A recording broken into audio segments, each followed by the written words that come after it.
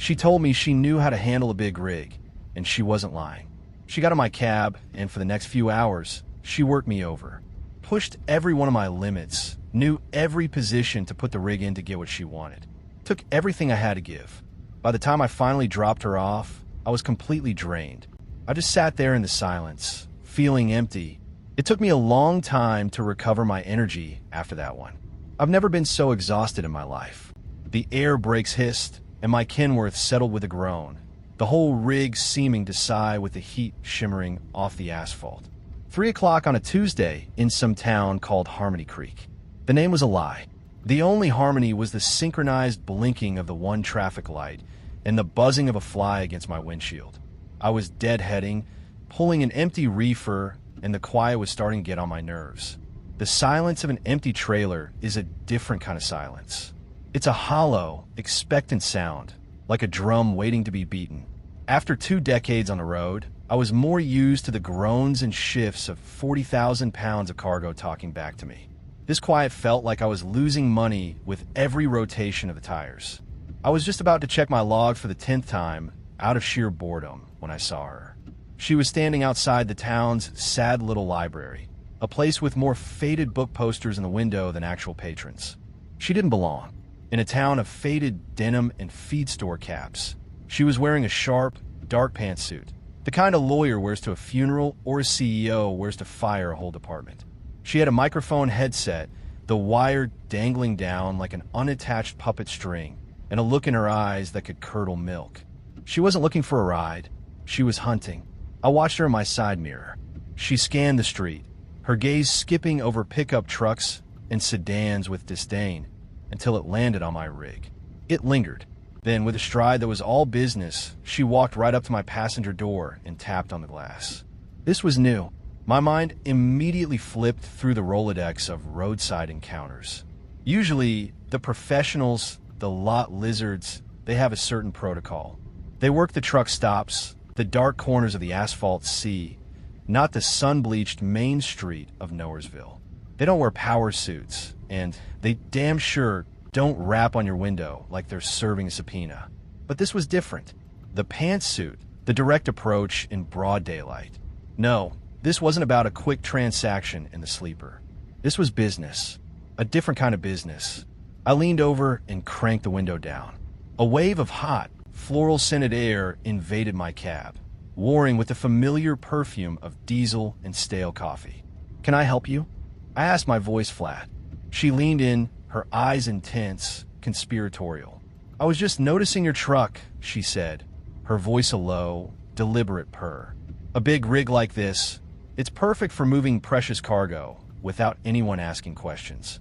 She paused, letting the words hang in the air between us. Then she gave a slow, deliberate wink. I know how to handle the logistics. My brain, conditioned by years of seeing things I wasn't supposed to see and hearing propositions I was supposed to forget, bypassed all other possibilities and landed on one solid conclusion. This wasn't a standard transaction. This was an entirely different league. Precious cargo. That wasn't a euphemism for her. It was a job description. She wasn't the product. She was the broker.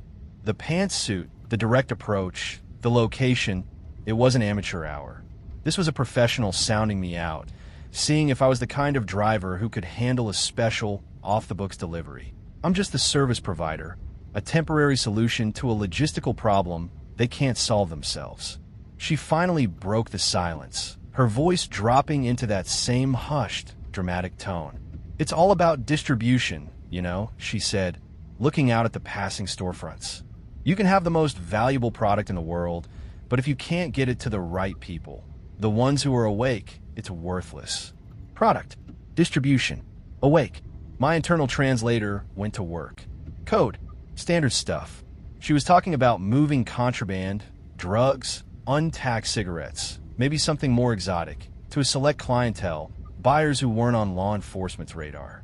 The awake were the ones in the know, the ones who had the cash and the discretion. My estimation of her went up a notch. This was organized. There are powerful forces that don't want this story told, she added, her fingers drumming on her knee. They suppress the truth. They control the narrative. They silence people like me. Powerful forces. Cops. Feds. Arrival crew. Standard operating procedure.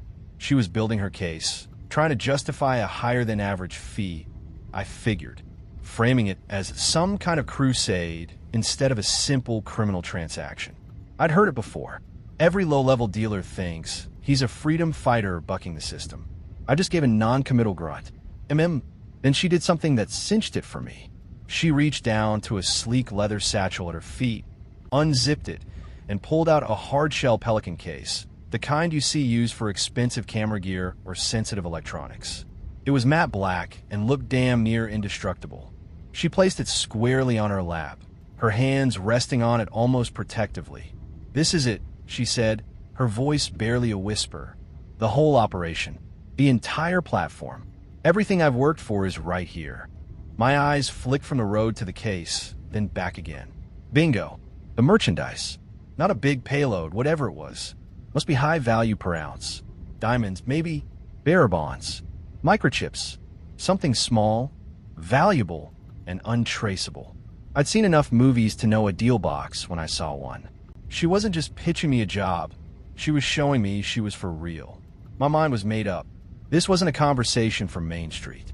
Up ahead, I saw a sign for the Harmony Creek Industrial Access Road. Perfect. A ghost town of empty warehouses and deserted loading docks after 5 o'clock. A place where business could be conducted in private, away from the prying eyes of small-town sheriffs and bored retirees. "We should talk details somewhere quieter," I said, my voice intentionally calm, letting her think this was her idea. I flicked my turn signal, the rhythmic click-clack filling the cab. I turned the wheel, and the Kenworth rumbled off the smooth asphalt onto a cracked, weed-lined service road. I pulled in behind a long, windowless warehouse, the shadow of the building falling over us like a shroud. I cut the running lights and pulled the air brake, the sharp PSSSHTcha echoing against the corrugated steel wall. I left the engine idling, a low growl in the sudden stillness. Then I turned to face her, the deal box sitting on her lap between us. My internal monologue was all business. "All right, showtime. Let's see the goods and negotiate my cut." The low rumble of the Cummins was the only sound. The setting sun cast long, distorted shadows of chain-link fences across my dashboard. I let the silence hang, a classic negotiation tactic. Let the other party show their hand first. Make them feel the weight of their own need. I gave her a pointed look, then nodded at the Pelican case on her lap. "All right," I said, my voice low and all business. "Let's talk freight. What's the payload? What's the destination? And what's my cut?"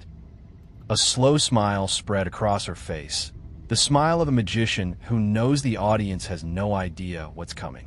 "It's better if I show you," she said, her voice electric with self-importance. She placed the case on the center console between us. 2 heavy-duty latches snapped open with a sound like breaking bones. The air in the cab suddenly felt tight, expectant. My mind raced through the possibilities. I was ready for anything, or so I thought. She lifted the lid. There were no bricks of coke, no bundles of cash, no glittering diamonds nestled in velvet. Just foam, black, precision-cut foam, cradling what looked like a bunch of stereo equipment from Radio Shack's Ghost. There was a small audio mixer with a dozen little knobs, a microphone that looked like a silver zeppelin, and a tangled nest of coil cables. My eyes scanned the contents, trying to make sense of them. A detonator? Some kind of high-tech surveillance gear? Maybe a scrambler for police frequencies? She picked up the microphone, handling it with the reverence a priest gives a holy relic. "This driver," she announced, her voice resonating with an insane level of gravity, "is a portable truth delivery system." My brain stalled. The gears just stopped turning. The complex machinery of cynicism and street smarts that had kept me alive for 2 decades on the road seized up completely. Truth delivery system? The words echoed in my skull. Meaningless. Was that code for a bomb? A new kind of contraband I'd never even heard of? My mental Rolodex of every grift, scam, and hustle I'd ever encountered was spinning like a busted slot machine and coming up empty every time. "My precious cargo," she continued, completely oblivious to my internal system crash, "is the story they don't want you to hear. And your rig, Your rig is the perfect pirate radio station to get out past their censors. She beamed at me, a wild, fanatical light in her eyes. We're going to broadcast. The entire framework of my reality, the one built on the predictable, cynical logic of the road, had just been hit by a wrecking ball. The professional smuggler, the high-stakes deal, the precious cargo, it all evaporated in an instant, replaced by something so profoundly, monumentally stupid that I couldn't even process it. For a solid 10 seconds, I just stared at the microphone in her hand, my jaw slack. All the tension, the perceived danger, the professional cool, it all drained out of the cab, leaving behind a vacuum of pure, unadulterated crazy. I wasn't dealing with a criminal mastermind. I was locked in a 2-ton steel box with a woman who thought my CB radio was her personal soapbox. I stared at the microphone, then at her earnest, fanatical face. My mouth opened, but no sound came out. I tried again. Broadcast what? The words came out like a croak. What in God's name are you talking about? She took a deep, theatrical breath, as if preparing for a TED Talk. For the past 18 months, she began, I have been the host and lead investigative journalist for Unsolved and Unseen, a podcast dedicated to, well, the unseen truths behind unsolved crimes. My mind was still buffering. A podcaster. She was a podcaster. The pantsuit, the headset, the intense vibe. It wasn't a criminal mastermind. It was a hobbyist with a microphone and a severe case of main character syndrome. My latest series, she continued, leaning closer, her voice dropping to a conspiratorial whisper, was a 7-part deep dive into the Zodiac Killer, specifically his secret Midwest connection. She paused for dramatic effect. I just stared, my brain trying to reconcile the image of a hardened criminal with this woman talking about a 50-year-old cold case. I found things, driver. Things that connect the ciphers to land deeds right here in Harmony Creek. I was scheduled to present my findings tonight. At the library. A public forum. The library? My brain screamed. This whole high-stakes act was about a book club meeting? I felt a headache forming behind my eyes. This had to be a cover story. No one, literally no one on planet Earth, was this disconnected from reality. She was testing me, seeing if I'd fall for the craziest story imaginable before revealing the real plan. But they shut me down, she hissed, her eyes narrowing. This morning, I got a call from the head librarian, a woman named Jean Gable. A gatekeeper. She said there was a lack of interest, a scheduling conflict, lies, all of it. She slammed her palm lightly on the dashboard. It was a cover-up. My confidential informant, the one who first tipped me off to the land deeds, he's gone completely off-grid. Vanished. They got to him, and now they were trying to silence me. I watched her, but I wasn't hearing about a librarian anymore. My brain, desperate for a narrative that made sense, a narrative that didn't involve me being the dumbest son of a bitch on the interstate, latched onto 2 words, confidential informant. The pieces started clicking back into place, forming a new, different picture. Okay, wait. Informant goes off-grid. A gatekeeper shuts down the public forum. She needs to broadcast a message using a pirate radio station. It wasn't a podcast. It was a code. This whole Zodiac Killer story was the encryption key. It was brilliant in its absurdity. No cop, no rival, no wiretap would ever untangle this. She wasn't the head of the operation. She was a subordinate, a messenger, a soldier left behind enemy lines. Her partner, the informant, had either been pinched by the feds or had run off with the score. The gatekeeper was a rival, blocking their transaction and trying to muscle in on her territory. She was now stranded, cut off from her network, and desperately needed to send a message to her crew to tell them the deal was compromised and where to meet for the new handoff. That's what the broadcast was. A coded message disguised as a lunatic's podcast. She finished her rant, her chest heaving with self-righteous fury, and looked at me, her eyes pleading for sympathy and validation. I barely saw her. My mind was racing, connecting her insane dots into a beautifully logical, completely fictional criminal conspiracy. I finally had it. She wasn't a courier trying to move a product. She was a goddamn homing beacon, trying to re-establish contact with her mothership. All right, I said, putting the truck back in gear, and pulling out of the industrial park. You want to broadcast, fine, but we're not doing it here. We're going to the TA truck stop up on I-80. There's 1,000 rigs there. If you want an audience, that's your stage. My own logic was simple. Get to a public place, lots of cameras, lots of witnesses. If this went sideways, I wanted options. If her crew showed up, I wanted to be in a place where a shootout would be inconvenient for all parties. She clapped her hands together, a gesture of pure, unadulterated glee. Perfect. A nexus point. High transient population. We can maximize our reach. She immediately went into what I could only describe as producer mode. She popped open the Pelican case and began meticulously unpacking her gear. First, the little mixer which she tried to place on the dashboard, directly blocking my view of the manifold pressure gauge. I grunted and nudged it aside with my thumb. She didn't seem to notice. Next came the wires.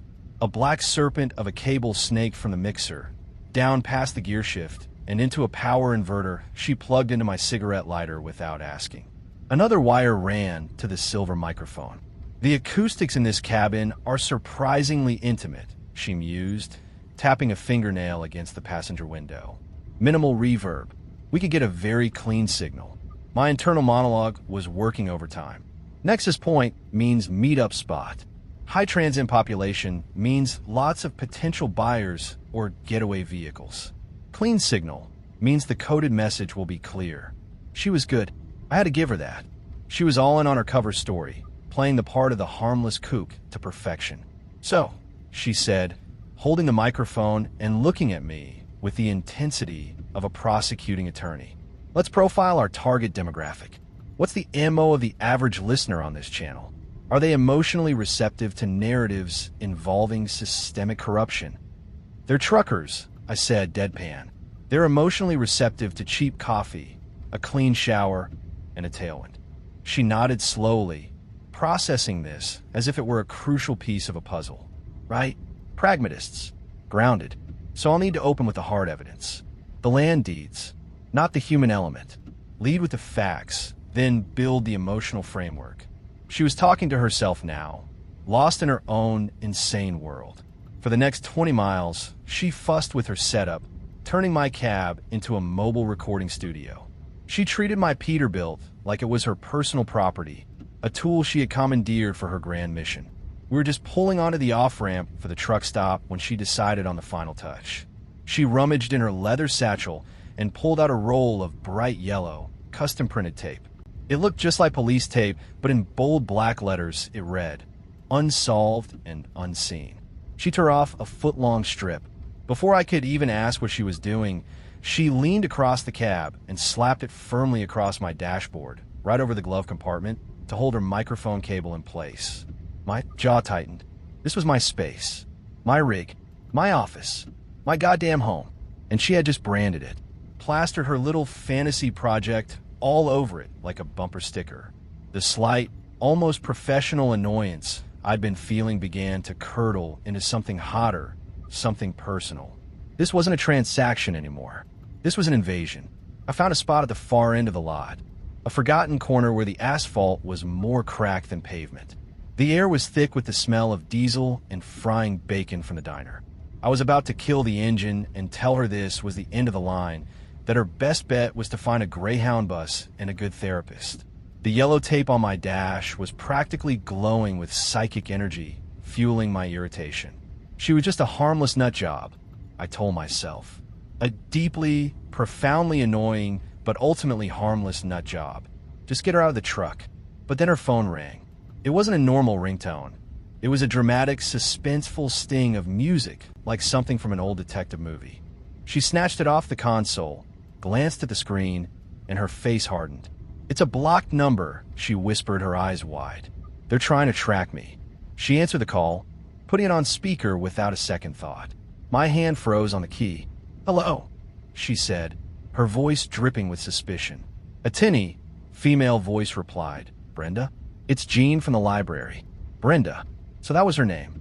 She stabbed the speaker button, switching to the earpiece and turning away from me, but not before I heard her hiss, "How did you get this number?" She was talking in a low, intense murmur now, but I could still catch fragments. Completely unprofessional.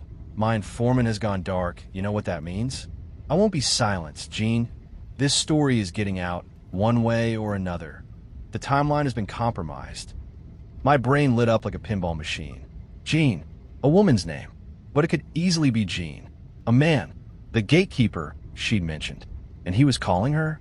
On a block number? After her informant had vanished? This wasn't the librarian. This was her rival, the one who shut down the deal. He was probably calling to threaten her, to warn her off. The conversation became a muffled, one-sided argument, with Brenda doing most of the talking, her voice rising in righteous indignation before she finally ended the call with a sharp tap. She sat there for a moment, breathing heavily, facing the passenger window. The last vestiges of my harmless nut job theory evaporated. This was it. This was the proof. That phone call was a threat, plain and simple. The rival crew was closing in. Her desperation, her insane story. It was all real, just encrypted. Her life might actually be in danger. A strange feeling washed over me. Vindication. The world snapped back into focus. I wasn't going crazy. I wasn't chauffeuring a delusional podcaster. I was in the middle of a goddamn criminal conspiracy, and I'd been right all along. My irritation vanished, replaced by a cold, sharp-edged alertness. The game was afoot again, and now I was an unwilling player. She finally turned back to me, her face pale, but her eyes blazing with a renewed, fanatical purpose. "We have to do this now," she said, her voice trembling slightly. "We have to get the message out before they find us." I looked at her, at the ridiculous audio mixer, at the yellow tape defacing my dashboard. A moment ago, I was ready to throw her out on her ear, but now I was curious. A coded message broadcast over the CB to a network of criminals? This was better than any late-night movie. I wanted to hear it. I wanted to see how deep this rabbit hole went. I gave her a slow, reassuring nod. "All right, Brenda," I said, my voice steady. "Let's play this your way. Set up your gear. Let's make a broadcast." "I need coffee," I announced, killing the engine. "Real coffee, from a pot, not the sludge I brew in here. You can stay or you can come, but if you come, you will sit, you will drink something, and you will not talk to anyone. Got it? No broadcasts, no investigations. You are a civilian." I fixed her with a look I usually reserve for rookies who cut me off at a way station. Brenda gave me a condescending smile. "Don't worry, driver. I know how to blend. I'm just going to observe, gather atmospheric data." My headache was back with a vengeance. The diner was a classic greasy spoon. Cracked vinyl booths, the smell of stale coffee and hot sausage, and a low murmur of tired men's voices. It was a sanctuary, a place where the rules of the road were understood without being spoken. We slid into a booth near the back. I ordered 2 black coffees. Brenda immediately started scanning the room, her eyes darting from face to face like a bird of prey looking for a field mouse. Her gaze settled on a corner booth where 3 old-timers were huddled over plates of steak and eggs. They were grizzled, road-worn guys, probably swapping lies about the good old days. I watched Brenda watch them. A dangerous, analytical glint appeared in her eyes. One of the old truckers, a big guy with a ZZ Top beard, was gesturing with his fork, talking animatedly. Another, balder than a billiard ball, was scribbling on a napkin. "Look," Brenda whispered, her voice tight. "The one with the beard, he's the alpha. The one on the right is the muscle. And the bald one, he's the strategist. He's drawing a map to the bathroom, Brenda. Relax." "No," she hissed, leaning forward. "Look at the napkin. The lines. It's not a map, it's a cipher. He's passing instructions. They're part of the network. Her network. Jean's network.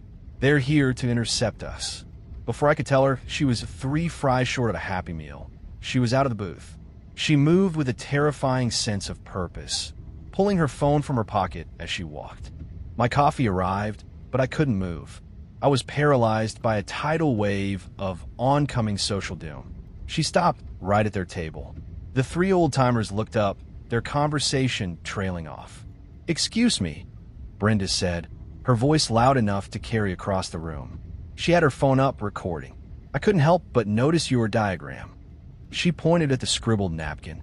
"It bears a striking resemblance to the Zodiac's Z. 340 cipher. "And you," she said, her phone panning to the bearded guy. "Your service patch. 101st Airborne." Fort Campbell is less than a day's drive from a known hotspot of occult activity in the early 70s. I'm just trying to fill in some unseen blanks here. The diner went dead silent. You could have heard a gnat cough. The three truckers stared at her, then at each other, their faces a perfect blend of confusion and rising anger. The bald one crumpled the napkin. "Lady," he growled, "that's a schematic for a new carburetor linkage. Now beat it." That was my cue. I shot out of my booth, my face burning. Every single driver in that place was now staring at me. I was the guy who brought the circus to town. I grabbed Brenda by the arm. "Show's over," I muttered through clenched teeth. I threw a $10 bill on my table and started dragging her towards the door, her protesting the whole way. "This is witness intimidation. I have a right to ask questions." Their cover is blown. "Sorry, boys," I mumbled to the truckers as I passed. "Her medication, forgot to pack it." The bearded one just shook his head, a look of pure disgust on his face. I didn't stop until we were back in the cab, the slam of the heavy door shutting out the accusing silence of the diner. We sat there, the air thick and toxic. The curiosity was gone. The thrill of the conspiracy was gone. All I felt was a deep, simmering rage. She hadn't just made a fool of herself. She had made a fool of me in my world, on my turf, in front of my own. I let the silence in the cab stretch until it was a physical weight. My hands were gripping the steering wheel so hard my knuckles were white. The image of the other drivers' faces, pity, disgust, contempt, was burned onto the back of my eyelids.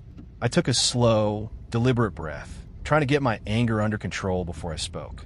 "Get your things," I said, my voice dangerously calm. "There's a bus station inside. You can buy a ticket to anywhere you want, but you're not spending another second in this truck." She didn't even seem to hear the dismissal. Her attention was laser-focused on her phone, her thumbs scrolling frantically. "The call from Jean," she muttered, more to herself than to me. It wasn't a threat. It was a clue. She mentioned the rock quarry project the library was fundraising for. But there are no active quarries around Harmony Creek. It's a code. Her head snapped up, her eyes wide with a terrifying, eureka moment gleam. She shoved her phone in my face. It showed a satellite map with a red pin dropped in the middle of a vast, empty patch of brown somewhere in southern Ohio. "There," she declared. "The old Black Rock limestone quarry. Abandoned since '78. It's 150 miles south of here. That's where he hid it. The final cipher. We have to go. Now." I laughed. It wasn't a sound of amusement. It was a harsh, ugly bark that made her flinch. "You're out of your mind. I'm heading east. I have a pickup in Harrisburg in 36 hours. A reefer full of temperature-sensitive medical supplies. That load is worth more than you'll make in 10 lifetimes of peddling the Zodiac crap. A 300-mile detour for your little scavenger hunt? It's not happening. The ride is over." I pointed a thumb toward the truck stop building. "Bus station. Go." The hard certainty in my voice finally seemed to penetrate her bubble of self-obsession. Her face crumpled. It was a stunningly fast transformation. The manic investigator vanished, replaced by a petulant child. Her lower lip began to tremble. Tears welled in her eyes. "You don't understand," she whispered, her voice cracking. "This is my life's work. It's everything." Then the tears came, silent at first, then escalating into quiet, gulping sobs. "I thought you were different. I thought you understood the importance of getting the truth out there." The accusation started, woven between sniffles. "But you're just like them. Part of the system. Afraid. You're helping them win. You're letting the gatekeepers. You're letting Jean win." She buried her face in her hands, her shoulders shaking. It was a full-blown, weaponized tantrum designed for maximum guilt and manipulation. I didn't move. I didn't say a word. I just stared straight ahead through the bug-spattered windshield at the setting sun. My jaw was a block of granite. Let her cry. Let her have her fit. I wasn't driving 1 inch south. The cab was a tomb, filled with the sound of her staged sorrow and my absolute, unmoving refusal. We were at a complete and total impasse, a silent, bitter war being waged in the front seat of a Kenworth. The crying eventually subsided, replaced by a sullen, wounded silence that was somehow even more irritating. I kept my eyes fixed on the horizon, watching the last sliver of the sun bleed away, leaving the sky a bruised purple. The truck stop lights flickered on, casting long, greasy shadows across the lot. I needed to use the restroom, and my patience, already thinner than a worn-out retread, was gone. "Stay here," I said, the words coming out like chips of ice. "Don't touch anything. Don't talk to anyone. Don't breathe too loud. I'll be back in 5 minutes." I didn't wait for an answer. I swung myself out of the cab, the drop to the asphalt a welcome jolt. The cool night air felt good on my face, a brief respite from the toxic atmosphere inside. As I walked across the lot, I felt a flicker of something almost like pity. She was just a lonely woman who'd lost her grip, I thought. Pathetic but not dangerous. The tantrum was over. She had to know she'd lost. When I got back, I'd give her $50 for the bus, and that would be the end of it.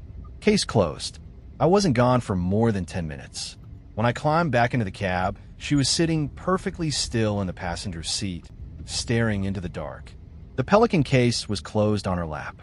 Her tantrum seemed to be over, replaced by a quiet, almost smug composure. I grunted, settled into my seat, and reached for my phone to check the weather on my route to Harrisburg. That's when it rang. The caller ID read Stan Dispatch. "Hey Stan," I said, "just taking my 10. Everything all right?" "The hell it is," Stan's gravelly voice crackled back. "What's this I hear about a family emergency? You know the penalty for dropping a priority medical load less than 48 hours from pickup, Jack. That's a $5,000 bond forfeiture and a black mark on your record that'll follow you for years. Your bond is on the line here." The world tilted on its axis.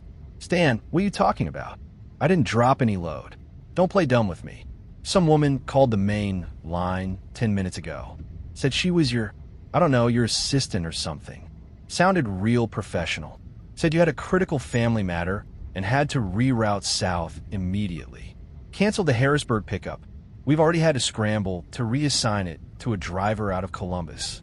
Cost us a fortune in expediting fees, which, by the way, are coming out of your settlement." The red-hot anger from the diner, the simmering rage from her tantrum, it all vanished. It didn't dissipate, it flash froze. It turned into something heavy and hard and dead cold, like a block of iron in my gut. I looked over at her. Brenda was watching me, a defiant glint in her eye. She had gone through my logbook clipped to the sun visor, found my dispatch number, and torched my job to get her way. It wasn't an emotional outburst. It was a calculated act of sabotage, executed with the casual selfishness of a queen sacrificing a pawn. I took the phone from my ear and ended the call without another word to Stan. The quiet hum of the truck stop seemed to roar in my ears. The confusion, the annoyance, the misguided criminal theories, all of it burned away like fog in a furnace, leaving behind a single, diamond-hard point of clarity. I wasn't her chauffeur. I wasn't her unwilling audience. I was her consequence. I looked at Brenda, but I didn't see a podcaster or a nut job anymore.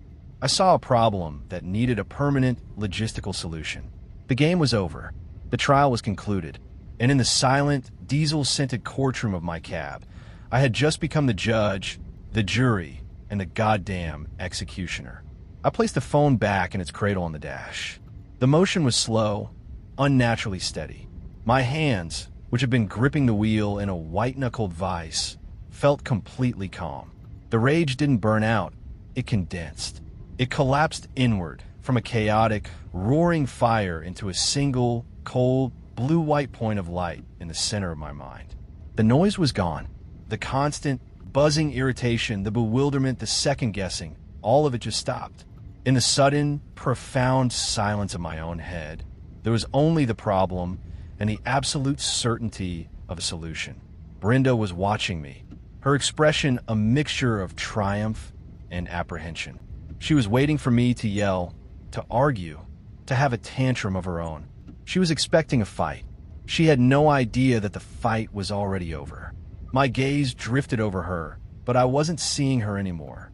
I didn't see a podcaster, a con artist, or a lunatic. I saw a contaminated load. A piece of bad freight that had to be offloaded at an unscheduled, unlogged stop. She had made herself a logistical issue, and I was, above all else, a logistics professional. You don't get angry at a blown tire. You change it. You don't argue with a blizzard. You find another route. You don't negotiate with a contaminated load. You dispose of it. The decision settled into place not as a thought, but as a physical fact. This journey, her journey, was over. I wasn't going to Harrisburg. I wasn't going to her mythical quarry. I was going to finish this. The how was still a blank map, but the destination was crystal clear. I turned the key. The starter motor whined for a second, and then the big Cummins engine roared to life, settling into its familiar, deep-throated idle. The whole cab vibrated with the power, a feeling that had always felt like home, but now felt like a weapon coming online. Brenda let out a small gasp, a sound of victory. "The quarry, then?" she asked, her voice bright and confident. She thought she had won. She thought her act of sabotage had forced my hand. I didn't answer her. I just put the truck in gear, released the air brake with a sharp hiss, and pulled out into the flow of traffic, leaving the truck stop. My internal monologue wasn't a monologue anymore. It was a single, repeating command, pulsing with the rhythm of the engine. Find a place. End it. We rolled south through the inky blackness of rural Ohio. The only lights were the twin beams of my Kenworth cutting a tunnel through the dark and the faint, self-satisfied glow from Brenda's phone screen. My sudden compliance had worked better than I could have imagined. She was in her element now, convinced she had broken my will and converted me to her cause. She saw me not as a hostage to her sabotage, but as a silent, stoic accomplice. "This is how movements start," she said to the darkness, her voice filled with a smug, historical importance. A small group of dedicated individuals, a mobile communications platform, and an unshakable commitment to the truth. She tapped a few notes into her phone. "I'll be sure to mention your contribution in the episode's show notes. A night of the road, I'll call you, a silent guardian of the narrative." I just kept my eyes on the white lines, hypnotically appearing and disappearing under the truck. My internal landscape was a stark contrast to the quiet cab. It was a topographical map, and I was scanning it with the cold precision of a cruise missile. Every green sign that flashed past was a potential solution, analyzed and discarded in a split second. Lewisburg, Pop 1798. Too small, no resources, she might find her way back. Stone Lake State Park, next exit. Too isolated, she'd get suspicious. I considered a lonely dirt road, a quiet industrial park, but none of them felt right. The solution couldn't just be effective, it had to be fitting. It had to be poetic. The punishment had to fit the crime, and her crime was a delusional belief in her own importance within a world of manufactured mystery. She droned on, outlining her plan for the quarry, how she would set up her gear on a limestone outcrop for dramatic resonance, how the natural echo would add a layer of haunting authenticity to her broadcast. I let her talk. It was just noise. My focus was absolute, a predator's focus, waiting for the perfect opportunity to present itself. I was no longer just trying to get rid of her. I was hunting for the most poetically, just karmically perfect solution to the Brenda problem.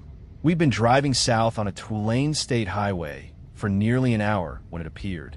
It was a large, professionally printed billboard, illuminated by its own set of spotlights, a garish beacon in the middle of nowhere. In huge, Gothic letters it read, "This weekend, the 12th Annual Mid-Ohio Paranormal and Unsolved Mysteries Conference." Below the headline was a collage of grainy photos, a blurry saucer-shaped object, a smudgy outline of what was probably a bear standing on its hind legs, and a photo of a man in a tinfoil hat pointing enthusiastically at the sky. And at the bottom, an arrow. Blackwood Expo Center, exit 24. My methodical, internal search came to a dead stop. Every circuit in my brain fired at once. It wasn't just an opportunity. It was a goddamn gift from the universe. A convention, a gathering of the tribes. A place full of hundreds, maybe thousands, of people exactly like her. People who spoke her language, who saw ciphers in coffee stains and conspiracies in scheduling conflicts. It was her home world, her Mecca. Jag glansed over åt Brenda. She was so engrossed in her own genius that she hadn't even seen the sign. A slow, cold smile touched my lips for the first time in hours. The map of my head was no longer blank. A big red X had just appeared. My right turn signal began to blink its steady, rhythmic promise into the night. There you are. I took exit 24 without a word. The truck leaned into the long, sweeping curve of the off-ramp, and for the first time, Brenda looked up from her phone, a flicker of confusion on her face. "This isn't the turnoff for the quarry," she said, a hint of her old suspicion creeping back into her voice. "No," I said, my voice flat and even. "It's not." We passed under the overpass, and the Blackwood Expo Center came into view. It was a sprawling, low-slung building, its massive parking lot filled with hundreds of cars and a surprising number of RVs, all bathed in the orange glow of industrial floodlights. A massive banner over the entrance confirmed what the billboard had promised. People were milling about everywhere, some wearing tinfoil hats, others in T-shirts with Bigfoot's silhouette. Brenda stared, her mouth agape. What is this?" "This," I said, turning into the main entrance and pulling the Kenworth to a stop in a red-painted fire lane, "is the nexus point you were talking about. This is your high-transient population, your target demographic. Forget broadcasting to a few lonely drivers on a dead channel. This is your audience, Brenda. Hundreds of them. All here. All awake." A slow, dawning realization spread across her face, followed by a wave of pure, ecstatic joy. The quarry was forgotten. The librarian was forgotten. All of it was replaced by the sight of her people. "My God," she whispered, her eyes shining with the fervor of a pilgrim reaching the Holy Land. "You did this for me. You understood." "I understand logistics," I said, reaching over and popping the passenger side door open for her. "Go on. Your informant is gone. The gatekeepers shut you down. This is how you get the story out. Go straight to the source. No filter. No censors." Blinded by ego and opportunity, she didn't hesitate. She grabbed her precious Pelican case, her face alight with a messianic purpose. "You're right," she said, practically vibrating with excitement as she climbed down the steps. "This is it. This is how I win." She stood on the asphalt and looked back up at me, the sounds of a heated debate about cattle mutilation drifting over from a nearby group. "Thank you, driver. You're a true patriot." I gave her a slow, deliberate nod. "Go get you, Brenda. The truth is in there." She turned and marched towards the entrance, a lone soldier of nonsense ready to join her army. I watched until she disappeared into the crowd. Then I put the truck in gear, pulled a slow, wide U-turn, and headed back toward the on-ramp for I-80 East. The silence that filled the cab was the most beautiful sound I had ever heard. It was clean. It was sane. It was mine again. I reached out, my fingers finding the edge of the yellow, unsolved and unseen tape she had slapped on my dashboard. I peeled it off slowly, the adhesive making a satisfying rip. I balled it up and tossed it into the trash bin. The last trace of her was gone.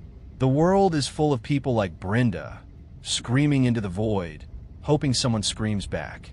She wanted a pirate radio station, so I dropped her off at the biggest goddamn collection of static in the entire Midwest. Let her broadcast in there. Let her become just one more voice in the noise. Unsolved, and now, finally unseen.